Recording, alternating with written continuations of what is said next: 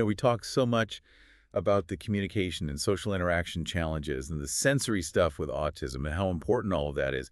But then there's this whole other side of it that we don't always hear as much about, and that's the gut. All those gastrointestinal issues that seem to be so common in kids with autism. You've been digging into some research on this, and I got to say, some of these numbers are pretty wild. Yeah, it's really something when you see the research. I mean, some studies say up to 70% of kids with autism have some kind of GI problem. 70%. Wow. That's huge. It is, especially when you think about the general population, it's more like 10 to 20%. So we're talking about a much higher rate. And these are not insignificant issues. Right. It's not just like an occasional upset stomach. We're talking about chronic constipation, diarrhea, stomach pain, even irritable bowel syndrome. Exactly. These are issues that can have a real impact on a child's life every single day. It's easy to just brush it off like, oh, it's just a tummy ache. But for a kid who's dealing with that day in and day out, it goes so much deeper, doesn't it? Yeah. I mean, what kind of impact are we really talking about here? Well, imagine a child, they've got stomach cramps all the time, or they're constantly worried about having an accident. It makes it almost impossible to just focus in school, let alone enjoy playing with their friends or even just getting a good night's sleep. And then from a parent's perspective, it's got to be incredibly stressful trying to figure out what's going on and how to help your child. Absolutely. And it makes you realize how connected everything is. The physical health, the emotional well-being, even their social development, it's all intertwined. But you're saying this isn't simply a case of picky eaters or dietary sensitivities, right? There's a bigger piece to this puzzle. Right, it's more complicated than that. There's this fascinating pathway. It's called the gut-brain axis, which is basically a two-way communication channel between, you guessed it, the gut and the brain. And it's this constant back and forth messages going between the two. Okay, so think of it like a phone line with information constantly traveling back and forth. Exactly. And now imagine throwing some stress into the mix. The stress becomes like static on the line, making it really hard to hear clearly. So it disrupts the conversation, messes with the flow of information. Right. And for anyone, that's going to cause some problems, but for a child with autism, it can be even more challenging. Because they might already be starting at a higher stress level to begin with. Exactly. I mean, autism exists on a spectrum, right? And every child is unique, of course. But, a lot of these kids experience sensory sensitivities that can make everyday life feel completely overwhelming. Like, just imagine loud noises, bright lights, strong smells, all of it, just hitting you full force all the time, like the volume's cranked up way too high. And on top of that, you've got the potential social anxieties, maybe difficulty with transitions or changes in routine. It's no wonder that static on the line can become a constant thing for them. Yeah, and it's not just one thing. It's like this constant state of heightened sensitivity. And that can really mess with that communication between the gut and the brain. So it's not just a stressful event here or there. It's like their system's always on high alert. And to make things even more complicated, research suggests that something like 40% of kids with autism also have anxiety disorders. So not only are their bodies on high alert because of the sensory stuff and the social challenges, but their minds are dealing with anxiety too, and that creates a double whammy of stress hormones, right? Exactly. It all just kind of snowballs on itself. Okay, so we've got this population that's already more sensitive to stress, and then you add in all these other challenges they're facing internally and externally. It's easy to see how that communication line starts to get overloaded.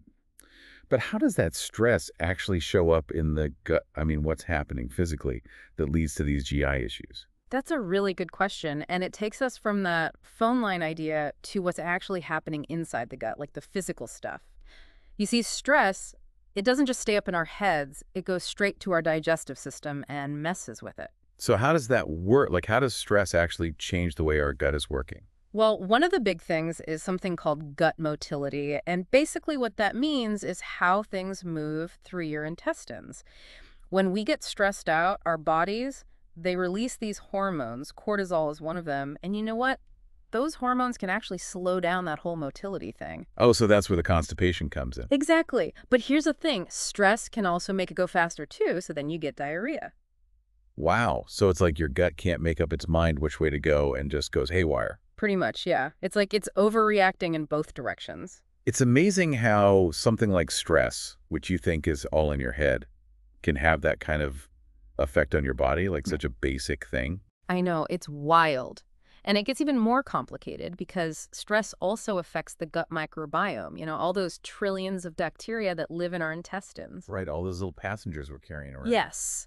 And they're not just along for the ride either. They actually do a ton of important stuff like helping us digest our food, boosting our immune systems, even affecting our mood. But when we're stressed out, it throws all those bacteria out of whack, and that just leads to a whole other bunch of digestive problems. And it can even start to affect other parts of the body too. So it's like a domino effect. Stress knocks over that first domino, and then boom, it just sets off this chain reaction in the body. That's a great way to put it. And to go back to that phone line idea, it's like all those stress hormones are creating so much static that not only can the gut and brain not hear each other anymore, but now the actual phone line is starting to break down. That's basically what happens to the gut-brain axis when there's chronic stress. It just can't function the way it's supposed to. So now you've got those physical symptoms from the GI issues, but then you've got the emotional toll that all that stress is taking, especially for a child. And on top of that, they might already be dealing with anxiety. Absolutely, and it can be really hard for them. Chronic stress, it messes with their sleep, and kids need good sleep to function.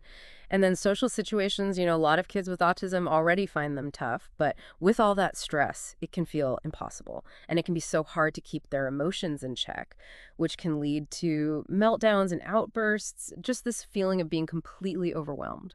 It just sounds exhausting. hmm And it becomes this awful cycle where the stress makes the gut problems worse, which makes them more anxious, which just leads to more stress, and on and on. It's heartbreaking. It is, and it really shows how important it is to get help and support early on. We can't, cure autism, but we can give these kids the tools and support they need to deal with that stress to improve their gut health and just feel better in general. Okay, so let's move on from the doom and gloom and talk about what we can do. A lot of our listeners are parents and caregivers who just want to know how to help their kids, so any advice would be amazing. What are some things that can make a difference? Well, remember we talked about sensory overload and how important routine is for kids with autism? That's a really good place to start. So making sure they have that predictable environment, they know what to expect every day. Exactly. When they have that consistent routine, it can really lower their anxiety because there are fewer surprises. It creates a sense of safety and control. It's like we're turning down the static on the gut-brain phone line just a little so they can hear a little better. That makes a lot of sense, just knowing what's coming. It's like their internal calendar is saying, okay, time for this, now time for that. No big surprises for the brain to deal with, and hopefully a happier tummy, too. hmm So what else can we do to quiet down that stress response for them? Well, along with the routine, mindfulness and relaxation stuff can be really helpful. Surprisingly so, even with little kids. Okay, before everyone pictures a 5-year-old meditating like a Zen master. Right. It's definitely not about that. Haha. Yeah, because who hasn't tried to meditate? Mm. And all they can think about is their to-do list, right? So it's Yeah. more about giving them ways to handle those big feelings. Exactly. Just simple things like teaching them to take a few deep breaths when they're feeling overwhelmed, maybe some gentle yoga poses, even just having some quiet time built into their day. It doesn't have to be complicated to make a difference. So like a pause button for their bodies when things get to be too much. Yeah. Are there other things that can help hit that reset button on the gut-brain connection? For sure. Never underestimate the power of getting their bodies moving. Oh, yeah. Getting those endorphins going. That's like sending a happy little message to the gut-brain axis. When I'm stressed out, I know a good run always helps me. But it's got to be a little trickier with kids, especially ones with sensory sensitivities, to find ways for them to get that exercise in. What kind of stuff works well for them? Yeah, that's the thing about all of this. It really depends on the child. Swimming can be great because being in the water can be really calming for some kids, really regulating. Dancing is another good one. Lots of freedom of movement there, and they can really express themselves. And honestly, you can't go wrong with a trampoline. Talk about burning off some energy. Even just going for a walk in nature, letting them engage all their senses in a calming environment, that can be super beneficial. The important thing is that they enjoy it. You don't want it to feel like another chore. Makes sense. Yeah. And that's something the whole family can do together. I bet there are some great memories made on those family hikes or bike rides or living room dance parties. But let's be real. Sometimes, even with all the best tools and strategies, you need a little extra support. Right. Absolutely. And there's no shame in that. If you're really struggling, remember, it's not a sign of weakness to ask for professional help. Actually, I think it shows real strength that you're dedicated to your child's well-being. And a therapist, especially one who specializes in autism, they can be incredibly helpful teaching those kids how to cope with the stress and anxiety. And the best part is it's all tailored to their specific needs. It's like having a personal trainer, but for their mental health, giving them the tools to build those emotional muscles. This has been a really eye-opening conversation. I think we can get so caught up in the what of autism, the challenges, the behaviors, but you've really made me think about the why behind those behaviors, especially when it comes to that gut-brain connection. It's true, and it's about remembering that behavior is communication, and sometimes those tummy aches and stuff, that's their way of trying to tell us that they're feeling overwhelmed, that they're anxious. And when we try to address that stress, we're not just putting a Band-Aid on the symptoms, we're actually creating a more supportive and nurturing environment, a place where these amazing kids can really thrive. Creating a world that's a little less overwhelming, a lot more understanding. That's beautiful. Well, this has been an incredible deep dive, and I hope our listeners feel ready to support the kids in their lives a little better with all of this new knowledge. We'll be back next week to tackle a whole new topic, but until then, keep those brains buzzing.